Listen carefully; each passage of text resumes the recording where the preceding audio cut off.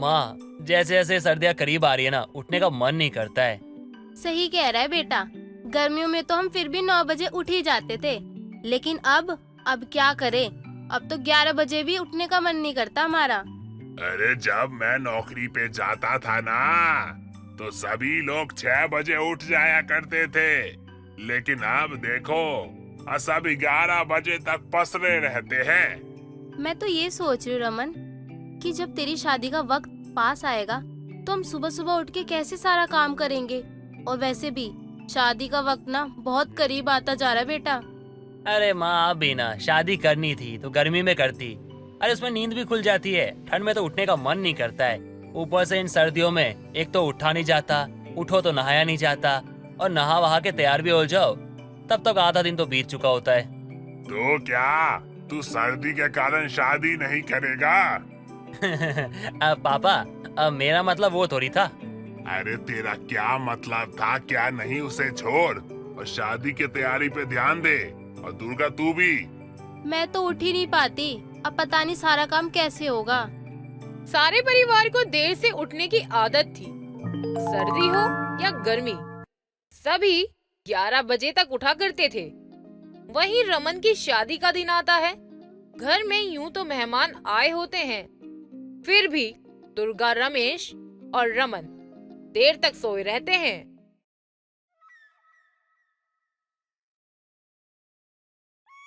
हाय राम, 10 बज गए।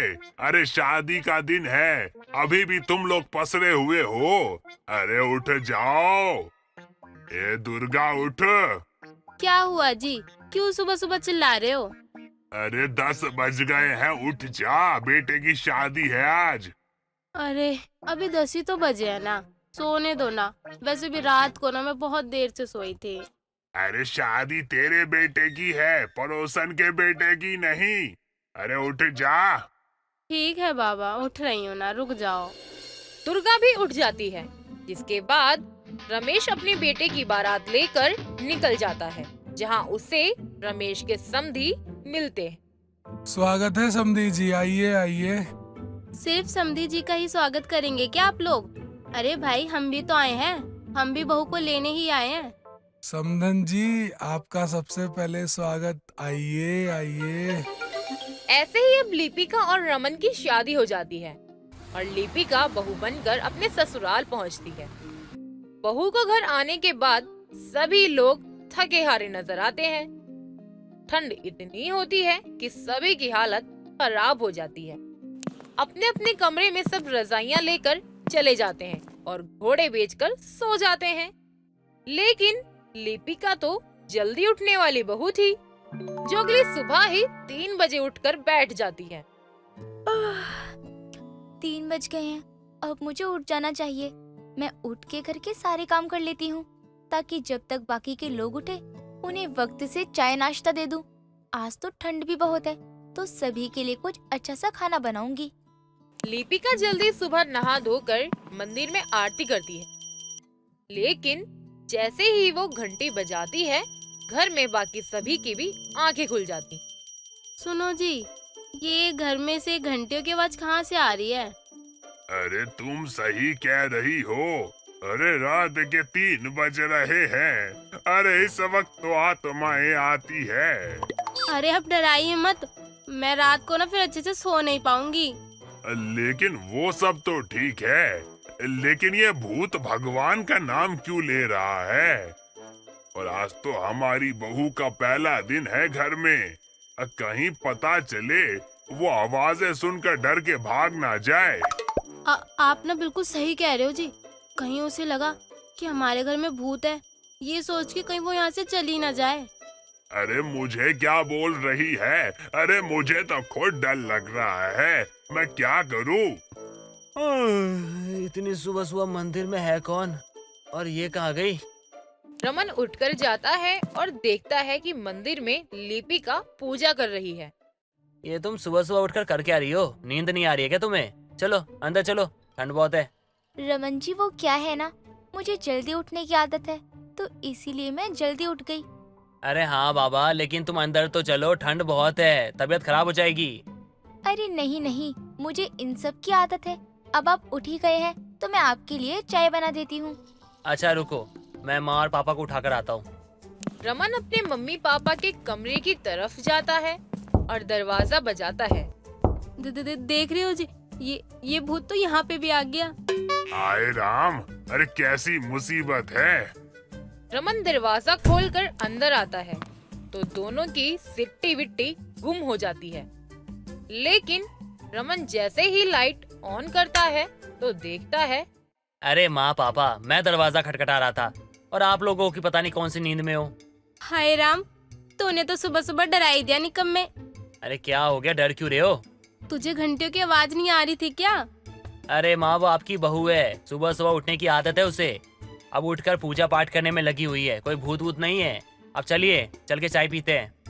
रमन के वहाँ आने पर रमेश और दुर्गा को चैन की सांस आती है और वो देखते हैं कि लिपिका ने तो सुबह ही पूजा कर ली और वो रसोई में जाकर सभी के लिए चाय बना रही होती है।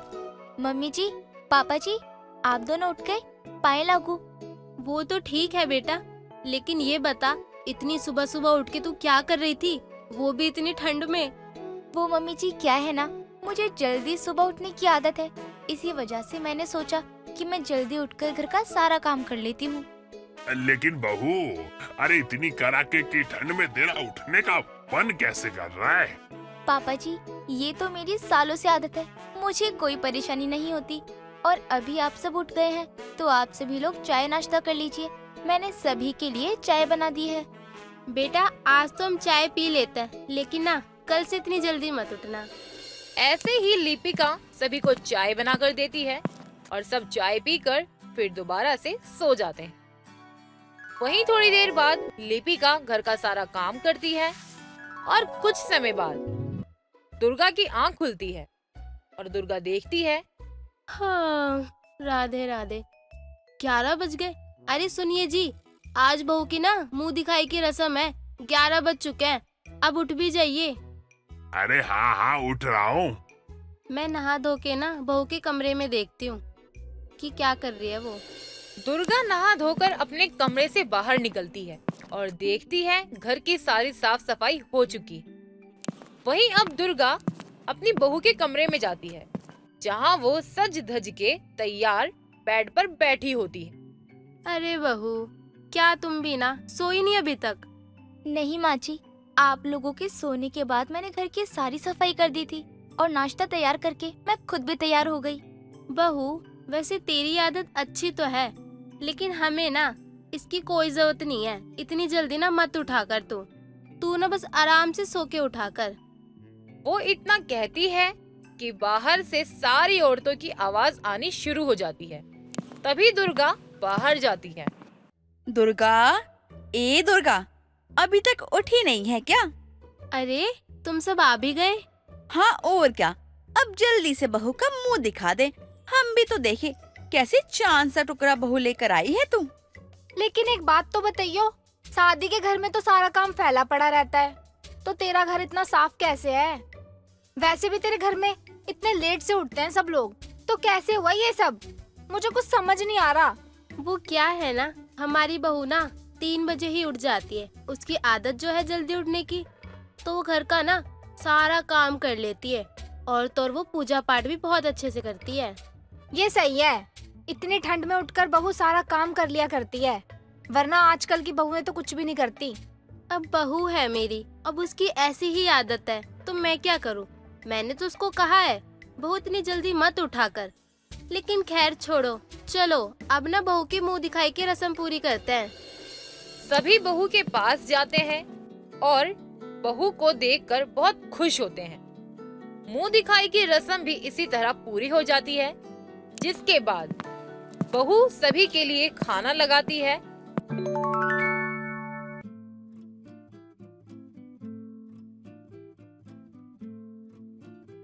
वैसे तो इस घर में किसी को भी जल्दी उठने की आदत नहीं है, तो मैं एक काम करती हूँ कि बिना आवाज किए पूजा कर लेती हूँ, ताकि किसी को कोई तकलीफ ना हो।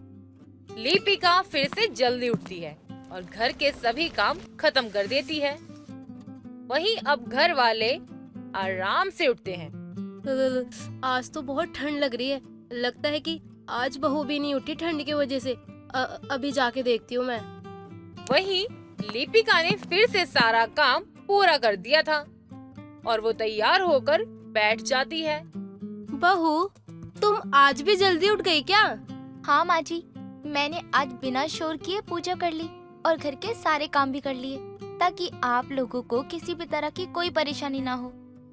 ऐसे ही समय बीतता है और ठंड भी बढ़ती जाती है, लेकिन लिपिका की जल्दी उठने की आदत नहीं बदलती। एक दिन की बात है, सभी घर में बैठकर न्यूज़ देख रहे होते हैं, जिसमें दिखाया जाता है कि एक चोर रात में घरों में चोरी किया करता है और अभी तक वो न जाने कितने घरों में चोरी कर चुका है। अरे पता नहीं आजकल ये पुलिस वालों को क्या हो गया है। अरे चोरों को पकड़ नहीं पा रहे। पापा, घर पे बैठ के टिप्पणियां देने ना बहुत आसान होती है, लेकिन बाहर जाके काम करना ना बहुत मुश्किल होता है। पुलिस वाले हमारे लिए बहुत कुछ करते हैं और आपको पता है वो अपने फेस्टिवल को भी हमारे लिए छोड़ देते हैं। वो अपनों से दूर रहते हैं ताकि हम सुरक्षित रहे। हमें कोई समस्या होगी ना, हम सबसे पहले पुलिस के पास जाएंगे। क्यों? क्योंकि हमें यकीन है कि वो हमारी मदद करेंगे। और चोर को देख के ना पता नहीं चलता कि वो चोर है, इसलिए उनको ना जांच पड़ताल के साथ साथ सबूत भी चाहिए होता है चोर को पकड़ने के लिए। इसलिए आप ये सब टिप्पणियां ना करें तो ज्यादा अच्छा होगा। तू सही कह रहा है बेटा, हमें टिप्पणी देने की जगह उनका साथ देना चाहिए।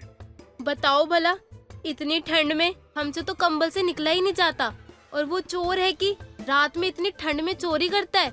अरे उसे ठंड नहीं लगती क्या? और हाँ माँ, हमें अपने घर पे भी ध्यान देना होगा, क्या पता अगला नंबर हमारा हो जाए। ऐसे ही उस चोर का खौफ सभी के दिलों में बैठ जाता है। सभी अलग अलग तरह की बातें कर रहे होते हैं। यूं ही कुछ दिन बीतते हैं और लिपिका की वही जल्दी उठने की आदत होती है। आज भी वो जल्दी ही उठती है। 3 बज गए, उठ जाती हूँ। लिपिका उठकर बाहर आती है और देखती है कि बाहर कोई आदमी अपना चेहरा ढके सीढ़ी लगाकर उनके घर में घुसने की कोशिश कर रहा है।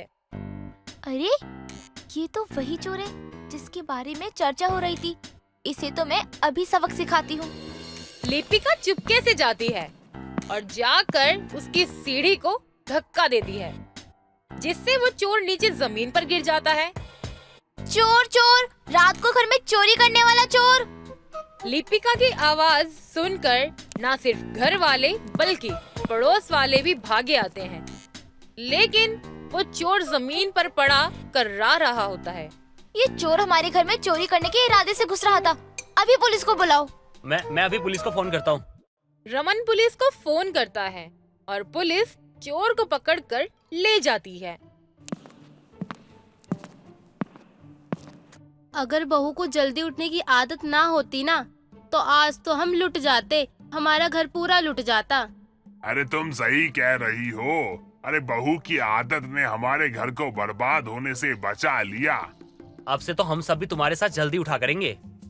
इस तरह से लिपिका की सर्दी में जल्दी उठने की आदत की वजह से चोर पकड़ा जाता है और अब कोई भी इस खौफ में नहीं रहता कि उनके घर में चोरी हो सकती है, क्योंकि सभी को जल्दी उठने की आदत जो लग जाती है। अब चाहे कड़ाके की ठंड हो या गर्मी, सभी समय पर उठते हैं और नहा धोकर पूजा करके तैयार होते हैं। दोस्तों, अगर आपको ये कहानी पसंद आई तो इसे लाइक करें, शेयर करें और कमेंट करके बताएं कि कहानी में आपको सबसे अच्छा क्या लगा।